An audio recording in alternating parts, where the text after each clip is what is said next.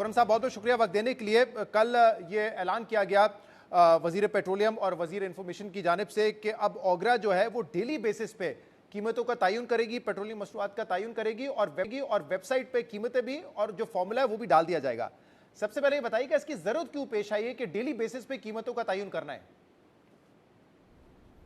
बिस्मिल्लाहिर्रहमानिर्रहीम। बहुत शुक्रिया शहजाद मुझे प्रोग्राम में लेने के लिए। देखें, जो बेसिक प्रिंसिपल है शहजाद, ये पता है आपको कि हम बात करते आए काफ़ी अरसे से कि गवर्नमेंट को इंटरवेंशंस जो है कम से कम करनी चाहिए मार्केट के अंदर, खासकर कीमतों के रद्द बदल पे, चाहे वो कोई भी चीज़ हो, कोई भी कमोडिटी हो। तो ये उसकी एक कड़ी है कि जो प्रिंसिपल है वो ये कि डी रेगुलेशन हो, ट्रू डी रेगुलेशन हो, मार्केट को जो है वो डिटर्मिन करने दिया जाए प्राइसेस को, और जो सप्लायर है और जो सारिफ है, इन दोनों के बेनिफिट में ये है कि जी कीमतें जो है वो मार्केट सेट करें, और खासकर जो सप्लायर साइड है उसमें कंपटीशन ज्यादा हो, वो ज्यादा जो है वो मार्केट में आए ताकि सप्लाई अवेलेबल हो, और सप्लाई अवेलेबल जितनी ज्यादा होती है शहजाद आपको पता है उतनी कीमतों में जो स्टेबिलिटी, और सबसे ज्यादा यही होता है कंपटीशन हो तो उसमें सारिफ का फायदा होता है। तो बेसिक प्रिंसिपल यही है कि डी रेगुलेशन होनी चाहिए। नंबर 1, गवर्नमेंट कम से कम डिसाइड करे जो भी एक्चुअल प्राइसेस हो वो मार्केट में पास ऑन की जाए, और गवर्नमेंट एक काम ये करे कि वो ये देखे कि क्या गलत काम अगर हो रहा है, कोई जो है मुनाफाखोरी ज्यादा हो रही है, बहुत ज्यादा अगर एक्सप्लॉयटेशन हो रही है, सारिफ के साथ अगर कुछ गलत हो रहा है तो उसमें जो है उस पर वो बेहतरी करे और ओवरऑल निजाम को बेहतर करे, बजाय इसके कि हर चीज में इंटरवीन करके वो उस चीज को सेट करे। नंबर 1 प्रिंसिपल ये। सेकेंडली ये कि जी मुकम्मल कीजिए। मैं ये कह रहा हूं कि सेकंड ये कि इसके अंदर देखें कीमतों के रद्दो बदल, आपको पता है जब से ये जंग शुरू हुई है उससे पहले 15 दिन के टाइम पे जो है कीमतें चेंज होती थी, उससे कुछ अर्सा पहले महीने पे कीमतें चेंज होती थी, और अब जो है एक हफ्ते पे आ गई थी, और अब ये डेली बेसिस या ये कहें 1-2 दिन के रद्दो बदल 1-2 दिन में जो है वो आएगा।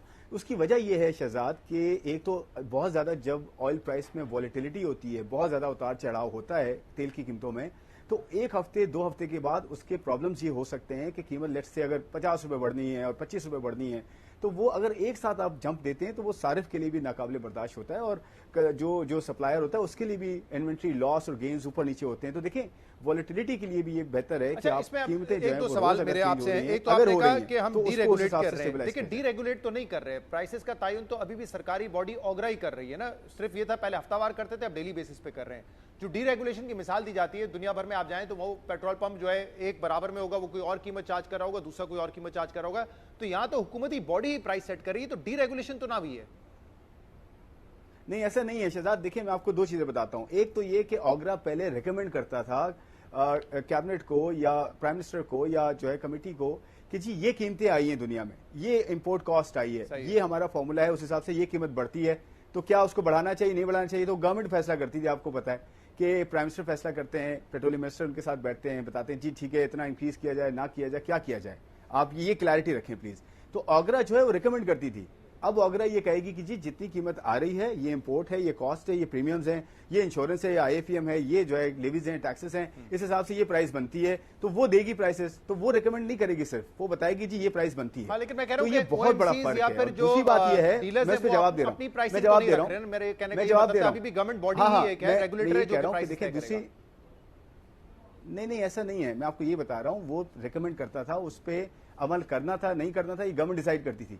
आज वो जो कीमत कहेगा वो एक्चुअल कीमत होगी, इंपोर्ट के साथ वो चीज इंप्लीमेंट होगी। तो एक तो फर्क आ गया। दूसरी बात ये है, आप देखें petrol pump to petrol pump भी ब्रांड के हिसाब से थोड़ी बहुत कीमतें आज भी चेंज होती हैं। आप देखें उसमें थोड़ा बहुत फर्क जरूर होता है, पैसों में फर्क होता है, रुपयों में शायद इतना ना हो। अगर कोई अच्छी ब्रांड है, बड़ी ब्रांड है और वेल नोन ब्रांड है और वो अच्छा आपको जो है सर्व करिए, सब करिए, तो वो अपना प्राइस थोड़ा बहुत चेंज करती आई है। तो D regulation in true sense देखें, ये ट्रैवल एंड जो डायरेक्शन ऑफ ट्रैवल है ना शायद वो देखें कि हम उस तरफ चले गए, शुरू हो गई चीज और कीमतें जो है रोज तय हो रही हैं, उससे इंपैक्ट भी सारे पे कम आएगा। और जो नुमान अली भट्ट हमारे साथ थे, ये वाइस चेयरमैन है all Pakistan petrol pump owners association के। उनके 2-3 एतराज हैं। एक तो वो ये कह रहे हैं कि इतना बड़ा फैसला आप कर रहे हैं तो हमें टीवी के जरिए पता चल रहा है, स्टेक होल्डर्स को बुलाकर एतमाद में ले लेते, हमारा नुक्ता नजर ले लेते।